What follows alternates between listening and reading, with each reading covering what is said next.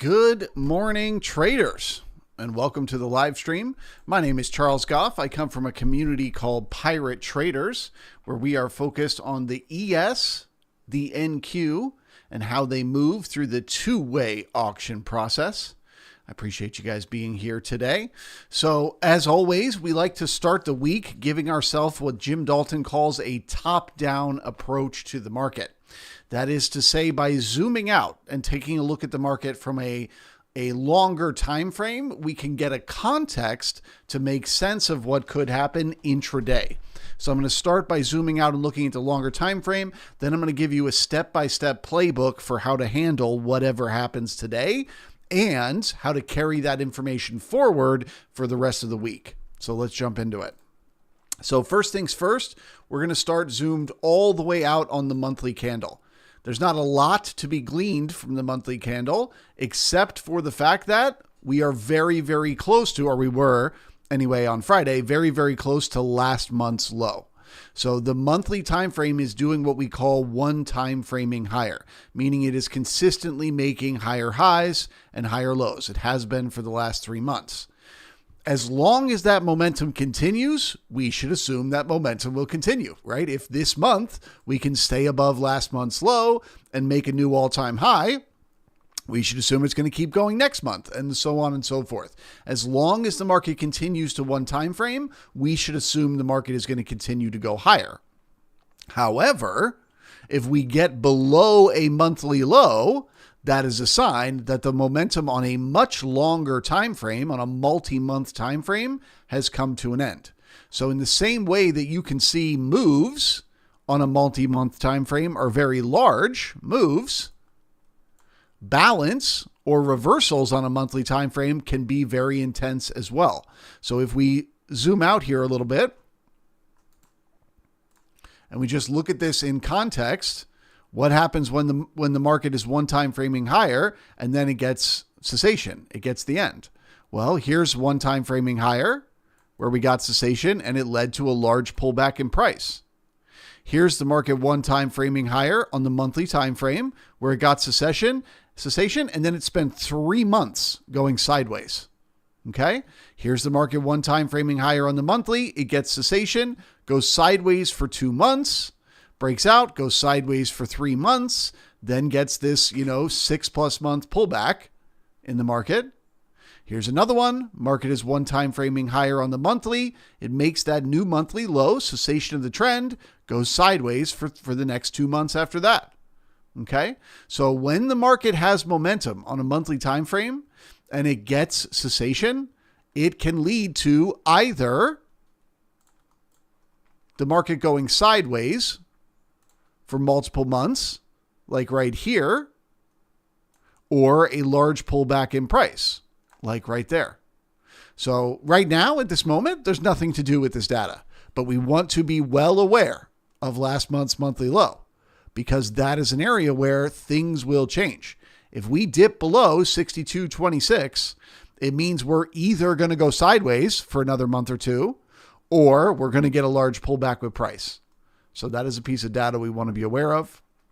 We'll take a look at the weekly. The weekly is already playing itself out.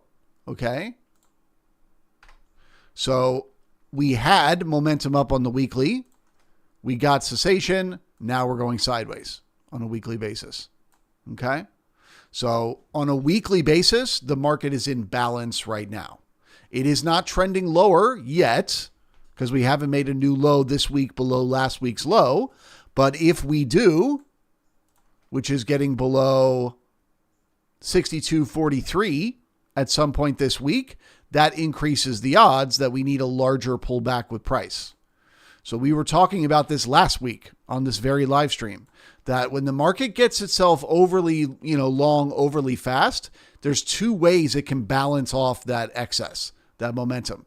It can either go sideways at higher prices for however long it takes, maybe months, however long it takes, it can go sideways at higher prices until it's ready to continue higher, or it can pull back with price and come back down. We also talked about these previous all-time highs. and how once the market broke out of those previous all-time highs, we expected excess. We expected momentum, but we also expected to come back to those previous all-time highs. So what does that tell me in my mind?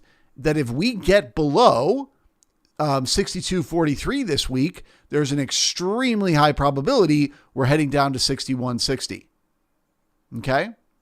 That's an 80-point move. An 80-point move with extremely high probability on a swing basis. What do we need to monitor in order to know whether or not that is a trade we should be considering? Last week's low. Do we stay above it? Do we get below it? Okay, now let's zoom in a little bit and we'll take a look at the market through the daily lens. And we'll say what's been happening here on a daily lens. Well, on the daily time frame, the market had momentum and had excess, and then it went sideways for a while. It had balance, right? That balance gave it the ability to get its next leg of momentum. That momentum balanced off with price, pulling back down to the previous balance area low, which is what we did on Friday, right? The market dipped below that previous balance area low and turned around and came back up. Well, what has it done since then? Since it looked below the previous balance low. So another way of saying that is it took out all the stops it could possibly take out. It cleaned up all the weakness from the way up that we were talking about on Monday of last week. That's all been cleaned up. So what has it done since it did that? It has stayed all weekend long inside this previous balance area. That increases the odds that the market is heading back up to the balance area high. So now let's zoom in even more. We'll take a look at the market profile chart and we'll try to figure out, okay, what does this mean? What are the levels and how do we play it as intraday traders, right? How do we handle what's going to happen today and over the days ahead? Okay. Well, first things first, the look below and fail of the previous balance area low increases the odds that we are heading to the previous balance area high, meaning we are heading up to 63.23. Why does this matter to us? Because right now, the market is one-time framing lower. Friday's high was lower than Thursday's high. Friday's low was lower than Thursday's low. Value was completely lower. So that's very bearish. That makes us think the market is going to keep going lower because it's one-time framing lower. But if today, when the market opens here in about 20 minutes, if it were to work its way back up above Friday's high, if it were to get above 63.11, guess what it would no longer be doing? It would no longer be one-time framing lower. So that would be the market telling us that it doesn't need to keep going down, that it can just go sideways or maybe even go up this week, right? So what does that tell us as intraday traders before the opening bell rings? That we need to be very cautious this morning.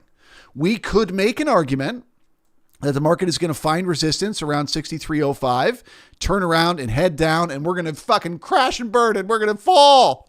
It's going to be a mess. We can make that argument because the market is one-time framing lower. But we can make just as strong an argument that the look below and fail is going to get us up to 63.23. That's where we're going to be looking for the resistance around 63.32, right? Is up there. And if we do that, the odds of the big push lower disappear. Poof. Just like that. So here's the way I'm thinking about playing today's market. Okay. I'm going to zoom in a little bit here. And I'm going to draw what I call a chop zone. I'm actually going to draw two different chop zones. So depending on how conservative you are with your trading, if you're looking for a tighter range, I'm in 4-tick increments right now. So these are very large ranges that we're talking about. So I'm going to give you two options. One chop zone can be from Friday's high to this node of volume right here from the overnight. You can see we spent time and brought in volume right here around 62.88. So I could say one chop zone is in between 63.11 and 62.84. Okay. This area right here is a chop zone. As long as it's inside of there, I don't really know which of those two things is going to happen. Are we going to find resistance and go make crazy new lows and just sell off like a crazy market this week? Are we going to have another intense pullback? Well, we won't really know inside this zone, right? Because it could just find support and turn around and come right back up. If we get above Friday's high, what do I know? The odds that we're going to make a new low are very slim. At that point, the most likely thing is balance, is sideways. Okay? And then the larger chop zone, if you wanted to be a little more cautious, would be using the balance area low, which is also this node right here from Friday and from the overnight. Okay? So you could say you don't want to take any trades anywhere inside of this range, between 62.60 and 63.11. Now that's a large range. That's a 51-point range. Okay, so some traders, some intraday traders just can't do that. They can't sit and watch the market go up and down 50 points and do nothing, right? So I'm not saying you have to wait for that larger range. You can use that tighter range. And if the market starts to break 84, you can look for resistance and continuation lower. I just can't tell you for sure how much lower. Because anywhere inside this previous balance area, anywhere inside 62.60, above 62.60 could find support and turn around and head up to 63.23. As a matter of fact, that's the most likely thing. The look below and fail tells us the most likely thing is we're going to find support and head up to 63.23. So where that support will be exactly to a tick is extremely difficult to say. So really this whole range is a chop zone, where knowing exactly where the market is going to reverse is going to be tricky. Knowing if it's going to get follow through is going to be tricky. But definitely, if we get below 62.60, it is very bearish and the market is going to continue lower. Okay, without a doubt. Okay, so we've talked about how we know the bearishness to the downside is over, right? If we get above yesterday's high, Friday's high, we know the bearishness is over. The market is not going to look above Friday's high and then head all the way down to Friday's low. It's just not going to do that. All right. Looking above Friday's high will change people's minds. It will take sellers out of the market. So if we are heading for Friday's low, we're going to open, get resistance, and immediately start to head down there, as opposed to first getting above Friday's high. So if we get above Friday's high, we switch from being bearish to being neutral, to assuming the market is going to go sideways. Well, what would get us bullish? What would get us convinced that the market is going to go up today instead of going sideways? Well, that would be support above Friday's high. So if the market gets above 63.11 and it starts to turn that area into support, we start to get new buying in there. That becomes very bullish to see, right? The first target is the balance area high at 63.23. Then we have resistance waiting up here around 63, we'll call it 63.33 to 63.34 area. Okay, we got resistance right there. If the market gets through that, the target is the gap fill from the gap down that we left behind on Friday. So new buying above Friday's high is bullish. Getting through resistance at 63.34 confirms that that move is likely to fill the gap to 63.58. Okay, so that tells you how to trade today. Market looks above and fails yesterday's high. You're looking for shorts, but you're not falling in love with them because you know you're likely to find support somewhere inside Friday's range and turn around and come back up. You get above Friday's high and you get support, you're looking for longs. You've got potential targets to take profits on those longs. The market's able to work its way down below that chop zone low. It's able to get down below 62.84 and it gets new selling down there. You're looking for shorts. And again, you're not falling in love with those shorts because you don't know how far it's going to go before it reverses, but you know there's a high probability it's going to keep going down. And then if it gets below 62.60 and it gets new selling, then you want to fall in love with those shorts, right? Because then you know the momentum to the downside isn't over. You know that the market is looking to make a much bigger move to the downside with new selling below 62.60. What else do you know? You know that if you get below Friday's low, If you get below 62.40, you're now talking about a change in the market on a much longer time frame. We're no longer talking about the intraday time frame. Getting below Friday's low means we're changing on the weekly time frame. We're down below the weekly low. And if balancing with time wasn't enough on a weekly basis, guess what we're going to need? A pullback with price. And that's when we start talking about these previous all-time highs at 61.60. So I've just laid it all out for you, step by step by step. What do you look for? New buying above this level, new selling below this level. I've walked you through all the targets for where the market will go at those levels. So that's the easy part. I can give you all of that. Here's going to be the hard part. It is going to be a choppy, confusing mess until we get to one of those levels. Until we get to one of those chop zone lows or that previous day's high, it's going to be an absolute mess this morning where the market is going to go up and down and up and down and up and down. And oh my God, it seems like it's going to go fill the old gap. No, just kidding. It's going to keep going lower. Oh my God. We are going to have to sit through that chopping and that grinding and that confusion in the morning until we get to one of these important levels. One of these levels where we start to change people's minds. We start to force sellers to become buyers to cover their shorts. Or we start to liquidate buyers. We start to force them to exit out of fear and panic.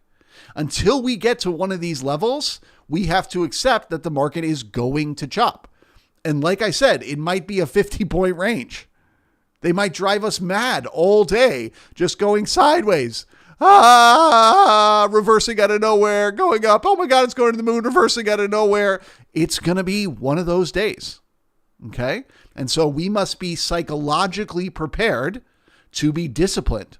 One thing that Jim Dalton teaches is the importance of protecting mental capital. You don't just want to worry about not losing money. You want to worry about driving yourself mad, trying to force trades when there is no clear control in the market. When it is neither buyers or sellers that are moving the market, but both just competing with each other and just chopping everything up. So that is going to be something that is going to be very important this morning to keep in mind. Some people are waking up this morning and they're seeing that look below and fail, and they're seeing that big gap and they're getting bullish and they're going long. Some people are seeing the sell-off that happened last week and they're thinking it's going to keep going and they're getting short. And those two forces are going to be playing tug of war this morning. The buyers are going to be trying to pull that market up. The sellers are going to be trying to pull that market down. And in the process, price is going to go all over the place. It's going to go up. It's going to go down. It's going to go all around. And it's going to drive us friggin' mad. But we are psychologically prepared for it before the opening bell rings in 10 minutes. We have our game plan. We know what levels we're looking for. We know exactly what we're looking for at those levels. Do we get new buying above the previous day's high? If so, bullish. If not, bearish. Not bearish like we're going to go all the way down to yesterday's low, but bearish for a pullback. We know the same thing at that chop zone low. If the market gets resistance, if it gets new selling, it is looking for a pullback. And so on and so forth. Any questions on any of that from the chat? If you are watching this in the Bookmap Discord, you can just head on over to the Futures-Charles tab, and you can ask me questions there, and I will answer your questions. Obviously, if you're watching on YouTube, hit me up in the chat. Also, if you're watching on the YouTube, why not just give me a thumbs up? Why not one little like for the pirate?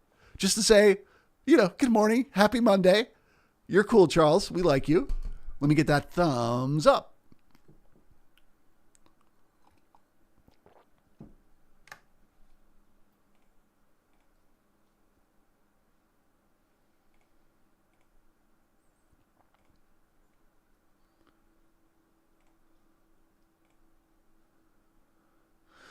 Members of the Brigade, I'm just realizing I never sent the email. It's out now.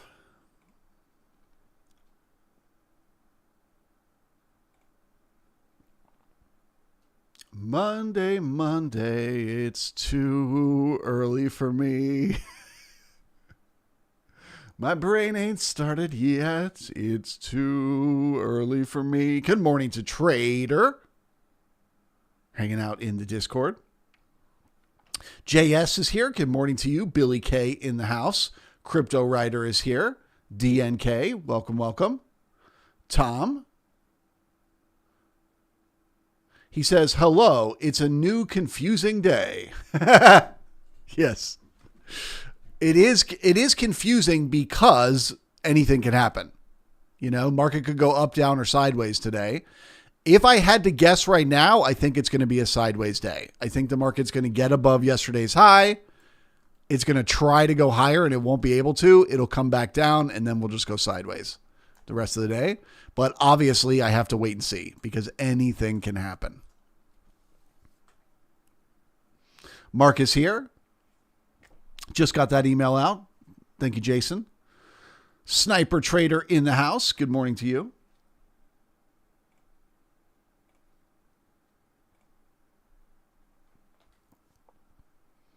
Percy is here. Welcome, welcome. Arjit in the house. Trevor, good morning. Street Salsa. Street Salsa. Bow, bow, bow. 7 Mile Reach is here. Thank you for the heads up about the email. Tim is here. Tim says maybe he forgot to push the send button. I did. I actually pushed the send button, but then it popped up a notification that I needed to change the time on the send, and I didn't see that, and I just started the stream. Sucks being a human and making mistakes. Ba-dum-bow.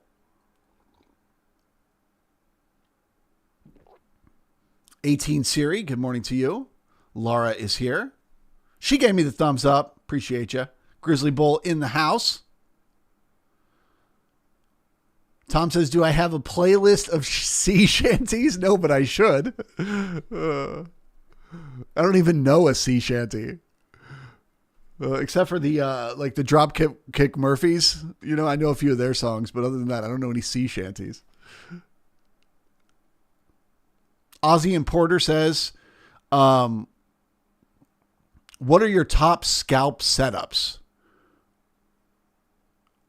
Generally, not just today. So I don't scalp trade. That's not a way of trading that works for me. So scalp trading requires a very specific type of personality. You need to be somebody who likes to be laser focused on the chart all day, every day. Right? You want to be watching every little move on like a 1 minute, 5 minute time frame. You want to be just watching every little adjustment that the market might do. Oh my God, it's here, it's there, it's here, it's there.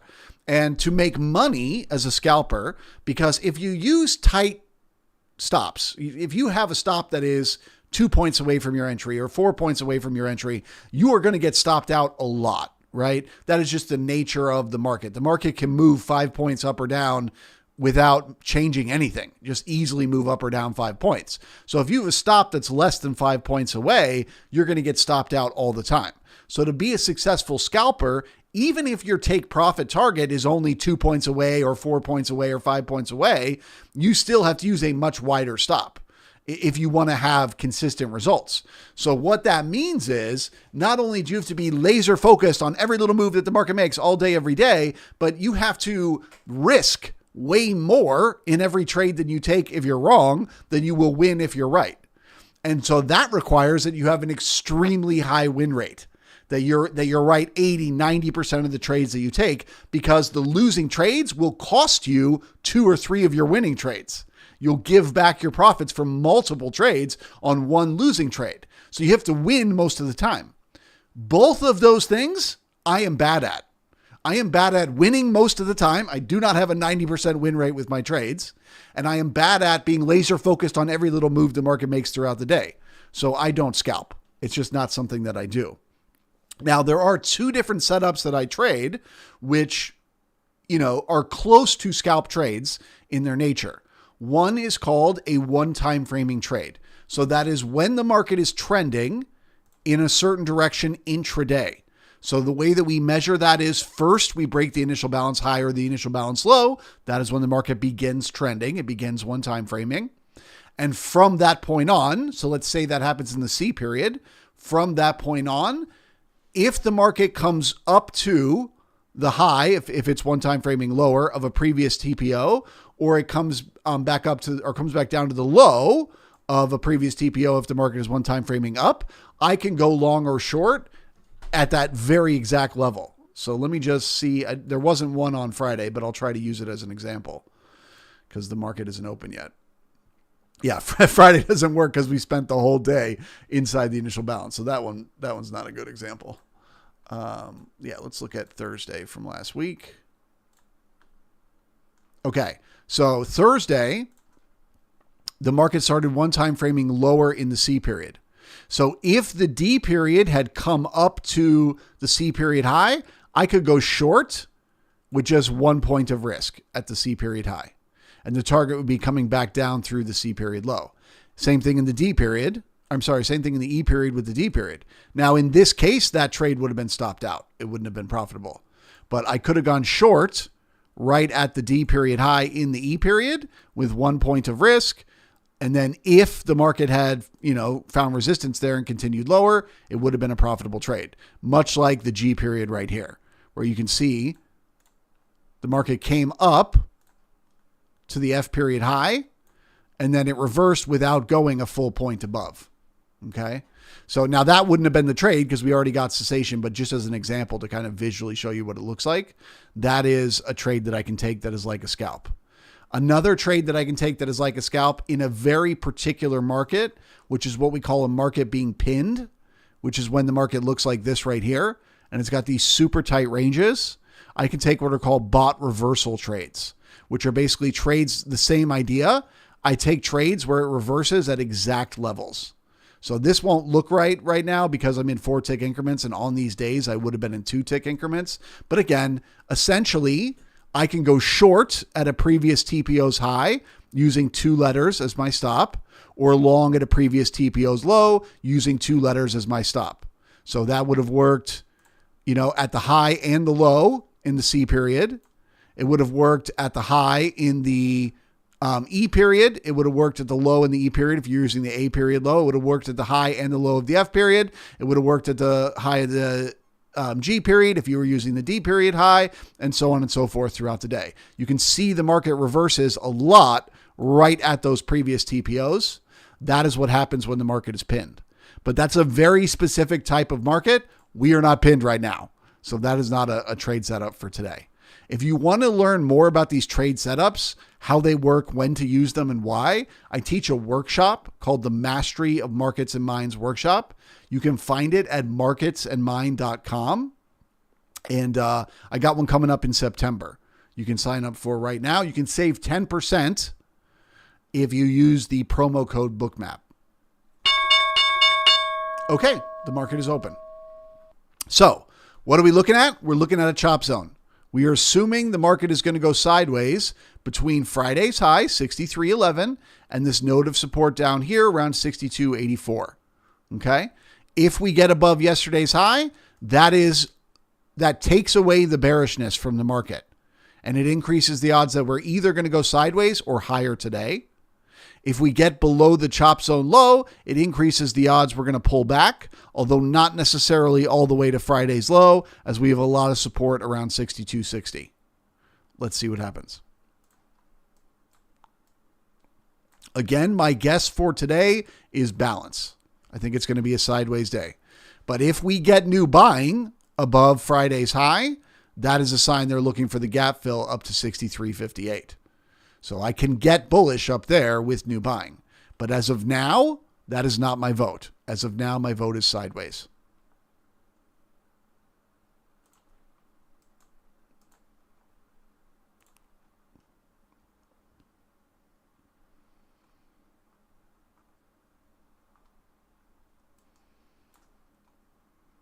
So today, when I'm looking at Bookmap, what do I want to use to give me an edge in my trading? When we get to one of these key levels, I want to watch what's happening in the order book. Are they suddenly pulling orders? For example, if they have a lot of liquidity above price and they pass through a high, does that suddenly disappear at the same moment we cross through the high? Well, that tells me they're probably going to fail and come back down. Or does it stay up there? Is there still a ton of liquidity above price? Well, that tells me they're likely to find support and head up for that liquidity. Same thing with the stops and icebergs, right? If we see the market poke above Friday's high and it takes out a bunch of stops, which is what it just did at the overnight high, look at that. One person was just taken out for 29 stops right at the overnight high. So if that same thing happens at the previous day's high, again, that increases the odds. It's just a liquidity grab and it's going to turn around and come back down unless we start to get new buying up there. Okay. So if we get up there and suddenly we start to see icebergs buying, well, then we know they're trying to push the market higher. Let's see what happens. It does look like we're about to test the previous day's high. There it is.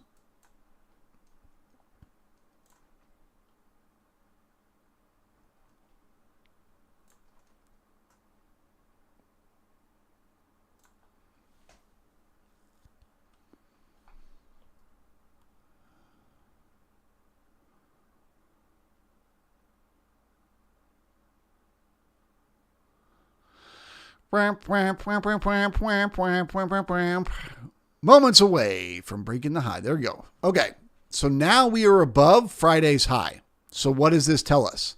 It tells us we are likely not going to Friday's low today. We are likely not going to continue this momentum to the downside.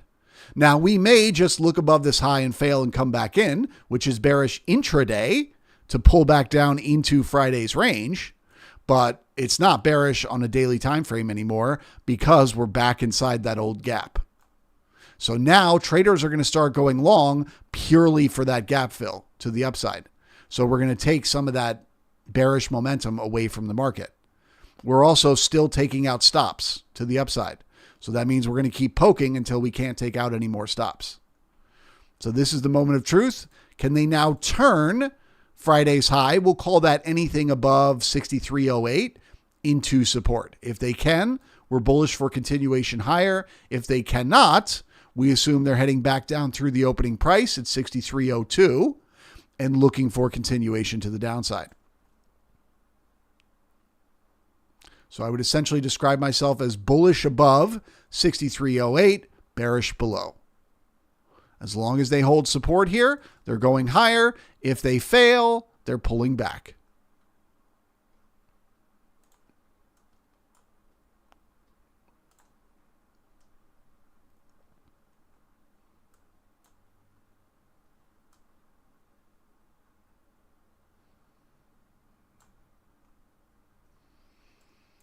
I'm paying very close to the liquidity here. So far, what did we say? If they poke above yesterday's high and then they disappear the liquidity above, it's going to pull back down. They're taking away a little bit of liquidity here, but they have not disappeared it. So that tells us they want another poke to the upside. If this randomly disappears, guess where they're going? Whap, whap, whap, whap. Let's see what happens.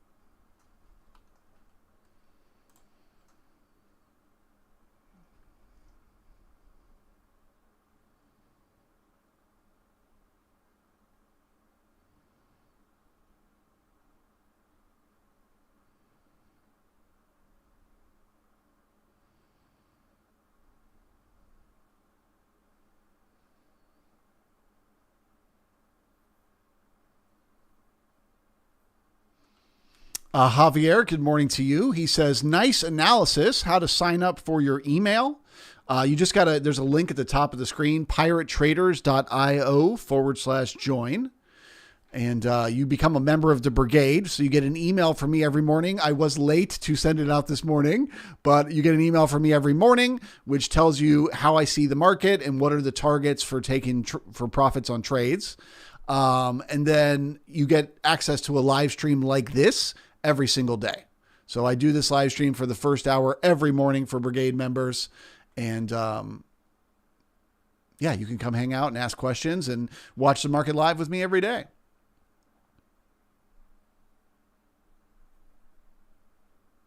$20 a month. It's a steal. It's ridiculous how cheap it is. That's less than 2 ticks on the ES. And you say to yourself, you say self, in an entire month of getting Charles's insights every single day, can I make 2 ticks of profits based on something he says? Or can I avoid 2 ticks of losses based on something he says? Was I ready to short the market at the market open today because it was one time framing lower and I thought it was going to crash and burn until I heard Charles say the highest probability was that we were heading to the balance area high since we looked below and failed the balance area low? And if even one insight in an entire month can help you make 2 ticks on the ES or avoid losing 2 ticks, well, then you've paid for your membership, my friends. It's that easy. Food for thought.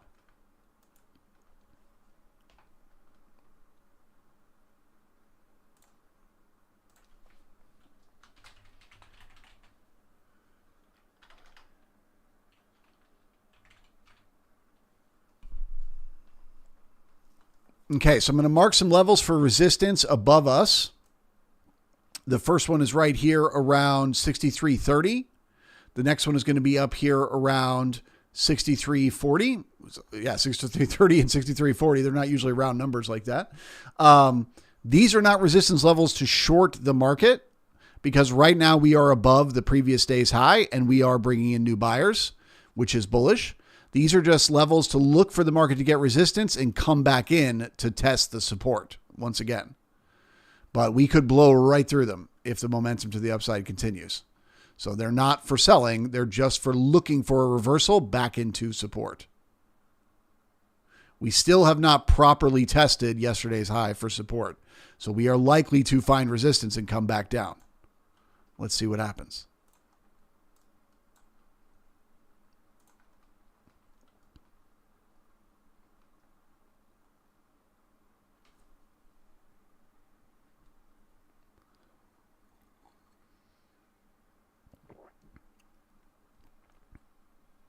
Yokuzna, good morning to you.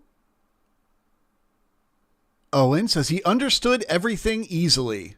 Well, then you're in the right place. Owen, happy to have you. Abstract Grooves is here. Hey, hey, hey. Abstract Grooves. Will in the house. Danny G is here.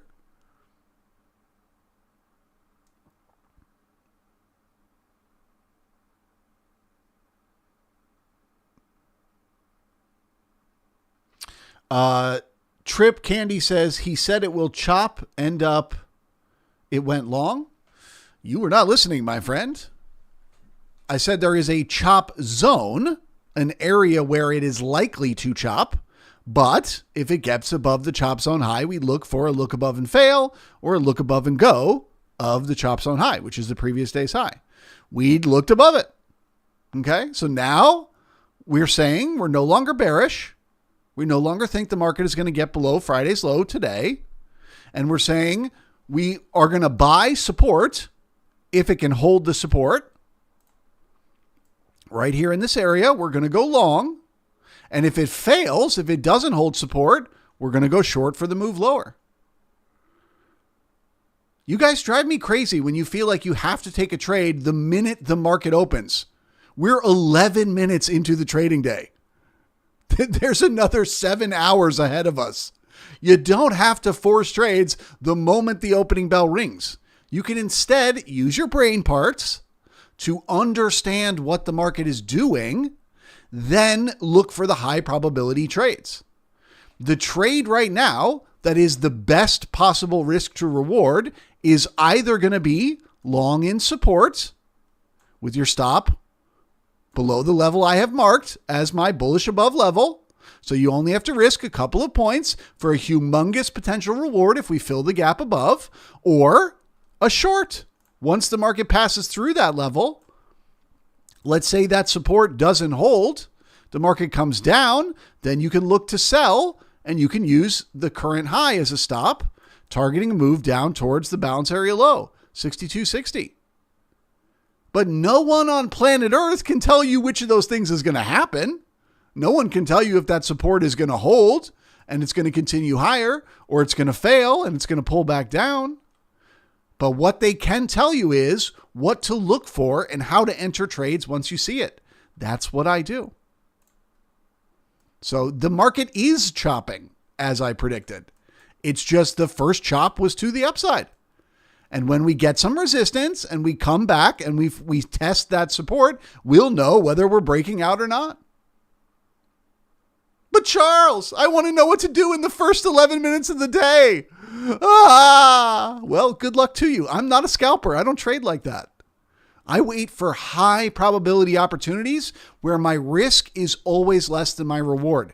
Why? Because if I do that every day, I will not only win more trades than I lose. I will have a better than 50% win rate, but I will always make more money on my winning trades than I lose on my losing trades. That's how you be a profitable trader. Not entering a trade for every little move the market makes. Oh my God, the market opened and it went up 10 points and I got to be long. That's not how you make money consistently in markets. How you make money consistently in markets is by being patient, waiting for the high probability opportunities, and then entering trades. If you need things to be exact, you're never going to be consistent. You have to be able to see the market as a framework for taking risk and nothing more. And that framework has to include the randomness of the outcome, the fact that anything can happen at any moment. All of this and more is taught in my Mastery of Markets and Minds workshop. marketsandmind.com.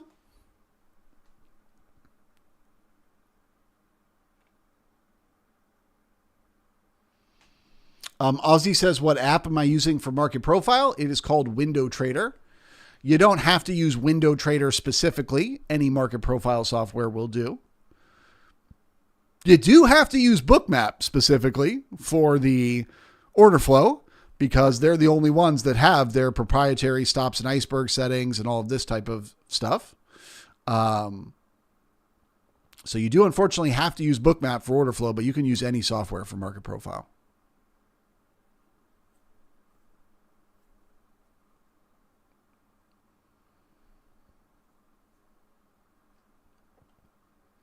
Okay, so we're getting ready to push into the resistance here at 63.30. My guess is that this is where the market is going to reverse and come back down into yesterday's range.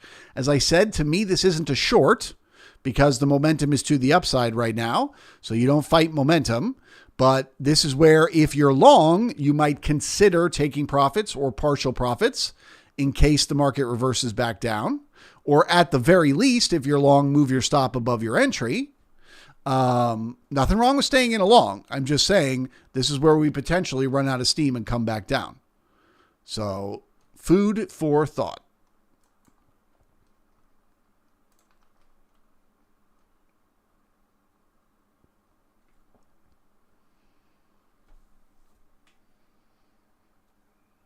Good morning to Willie T.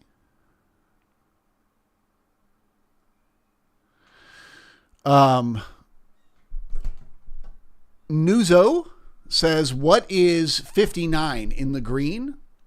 So the 159 that you're seeing in that little green dot, that is stops. So that was 159 stops were taken out by one account at that particular moment. Now it does cluster them together, so it may have been a couple of accounts. Let me zoom in and see.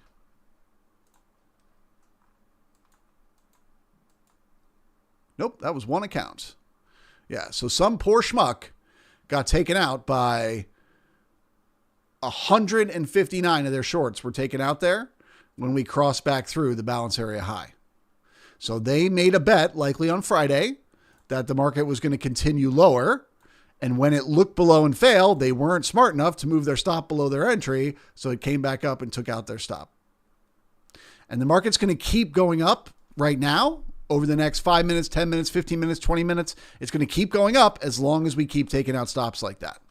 As long as there's sellers that can be, the order book can sweep through and take out their stops, it's going to keep poking up and poking up and poking up. And that's just the nature of markets. So we want to see those stops through this software in order to know if we're still taking out more stops. So we took out 101 down here.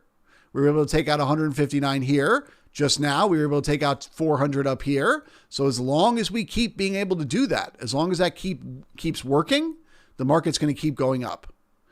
Whenever the market goes up and there's no stops and it turns around and starts coming down, that's when you know the move is over and we need to pull back into support.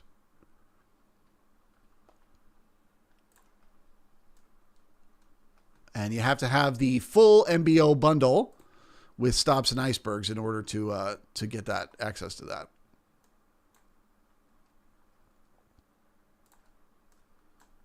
The way I like to think about the market is that it's like a shark. It's just hungry. It's just swimming around in the ocean that is the price chart every day.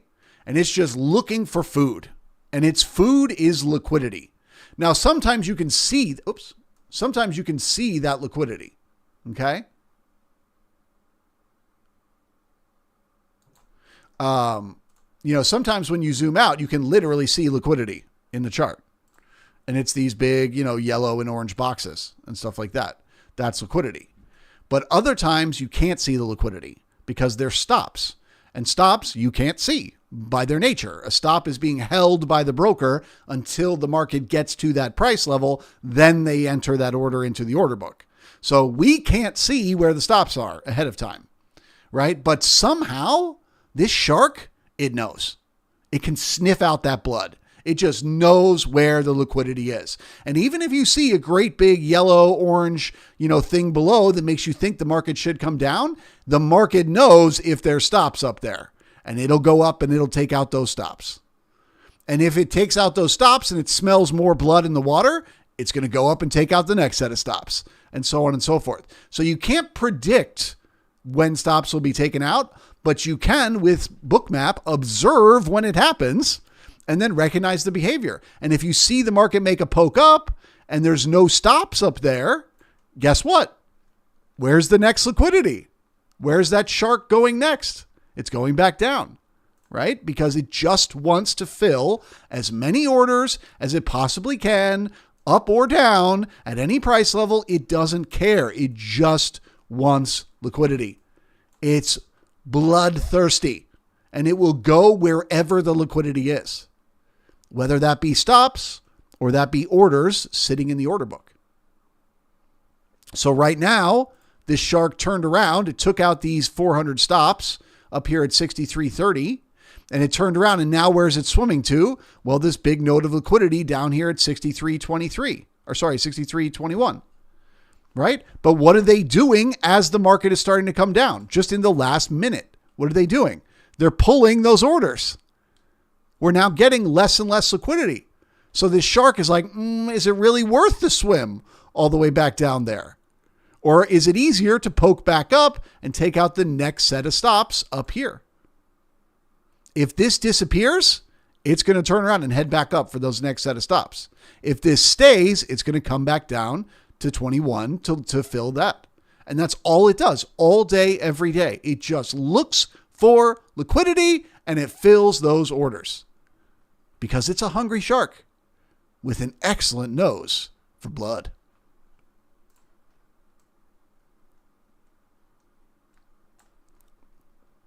Marketsandmind.com.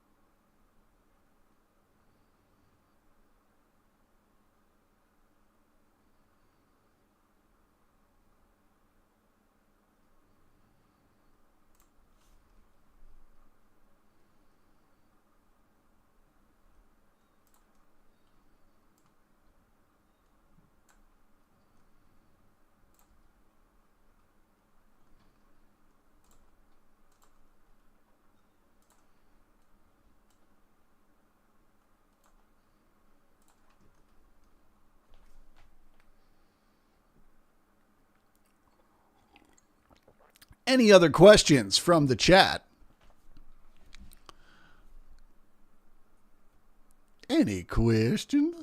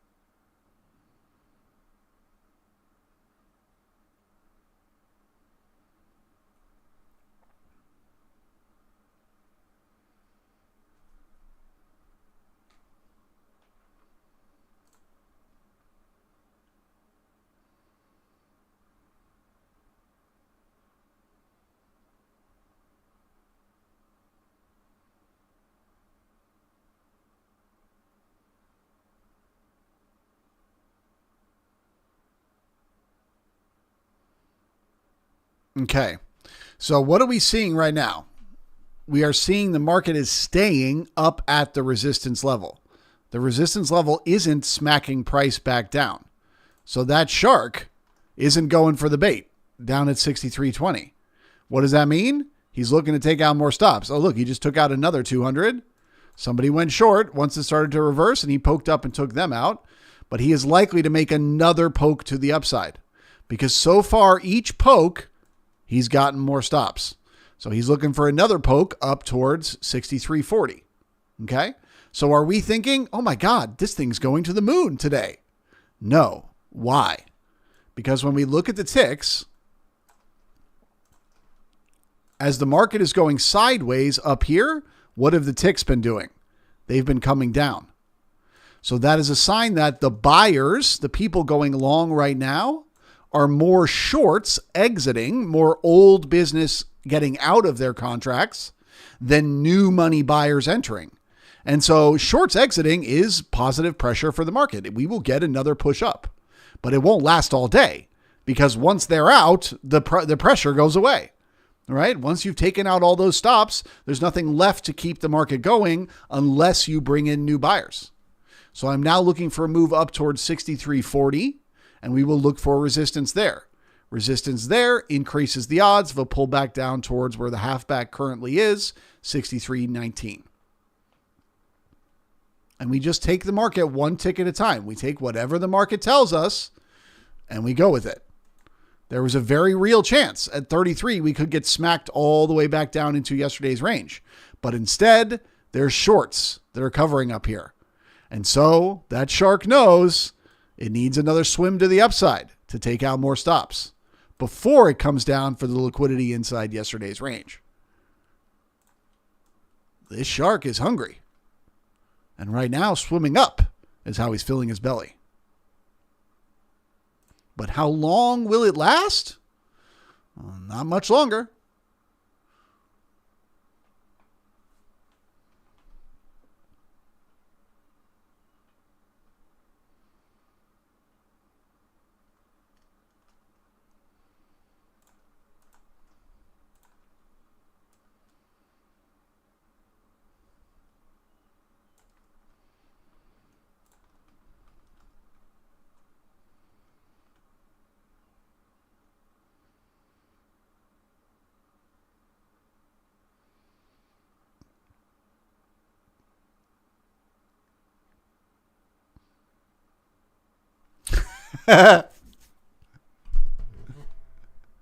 Nuzo says, can you give us an explanation of the icebergs and the CDV, CBD, and the delta in terms of the hungry shark?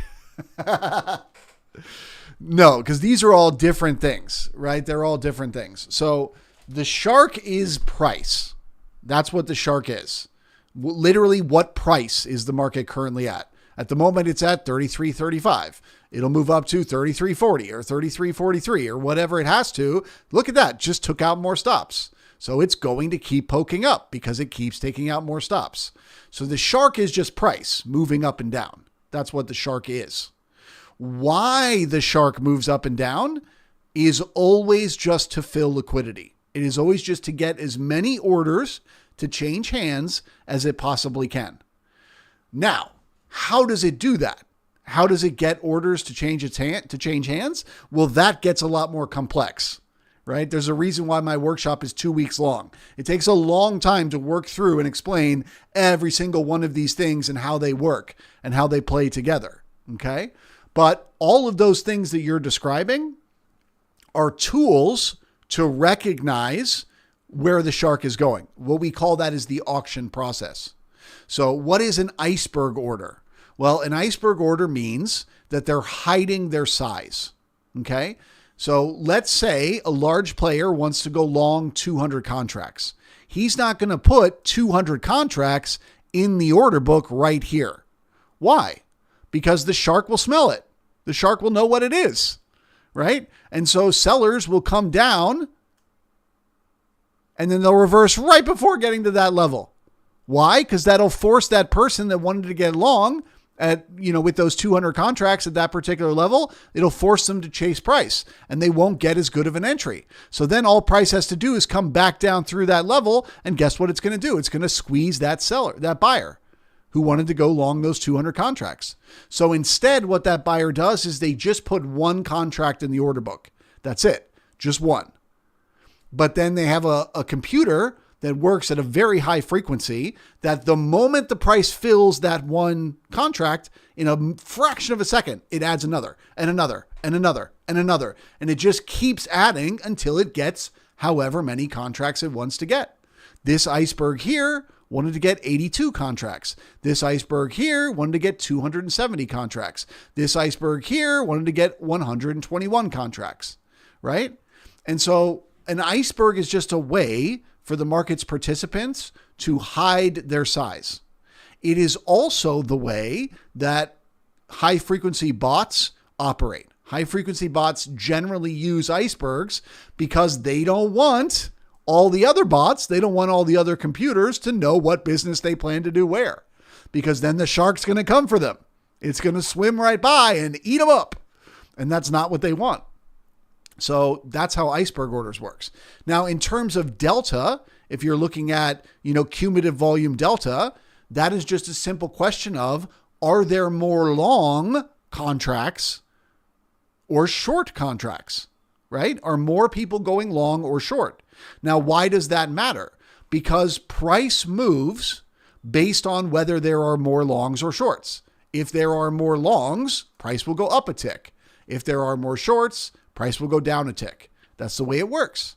So if you start to see the volume, the cumulative volume is more and more and more buyers, what is price going to keep doing? It's going to keep going up because that shark keeps getting fed. Every time it pokes up, he takes out stops. That gives him some food. Then when he comes back down, people buy the dip because they think it's going to keep going up. And so the cumulative volume delta keeps showing more and more and more buying, and the price keeps more and more and more up. That's just what happens. Okay, so now we are into the next resistance. We are looking for the market to run out of steam here and turn around and come back down. But what did we just see? Once again, at the high. Another set of stops. So far, this is working great for this shark. He swims up, he takes out stops. He swims up, he takes out stops. He starts coming back down, but then by turning around and heading back up, he takes out more stops and more stops. So guess what that means? The market's going to keep going. It's going to keep going to the upside because we are still taking out more stops. So now we are looking to turn this area around 63.28 into support. If they can, he'll turn around and head back up for the high. If he can't, we'll pull back down.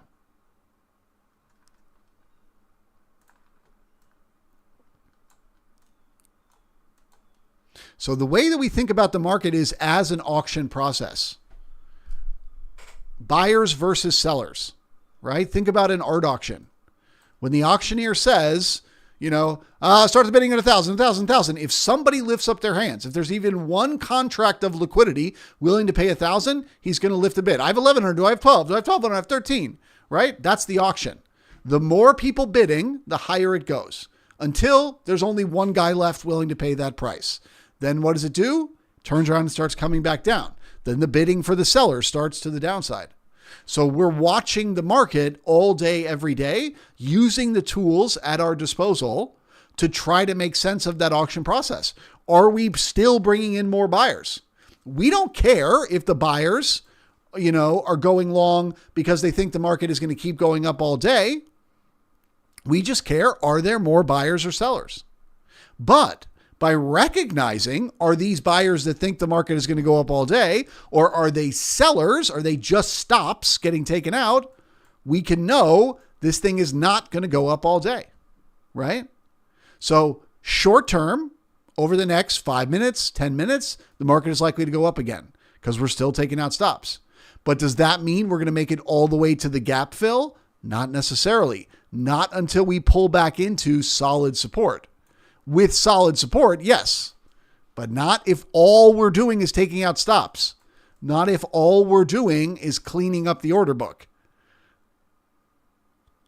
So we watch minute by minute to give us an understanding of hour by hour what is likely to happen next. We watch hour by hour to figure out day by day what is likely to happen next. We watch day by day to figure out week by week what is likely to happen next, and vice versa. Because when you understand how the market works, you stop thinking in terms of like, what's my exact setup? Is the RSI above the MACD when the fucking Bollinger Band touches the VWAP?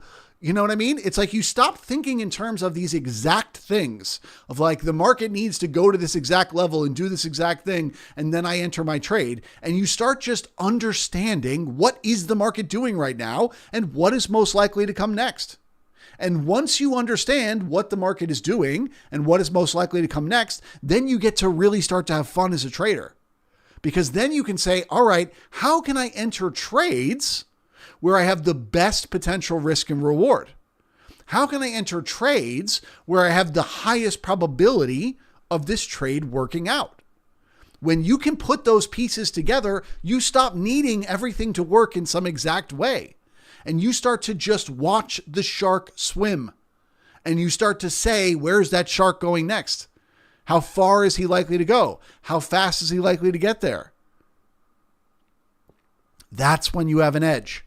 That's when you have something repeatable every day in every market, no matter what's going on in the world. Because the shark just wants to feast.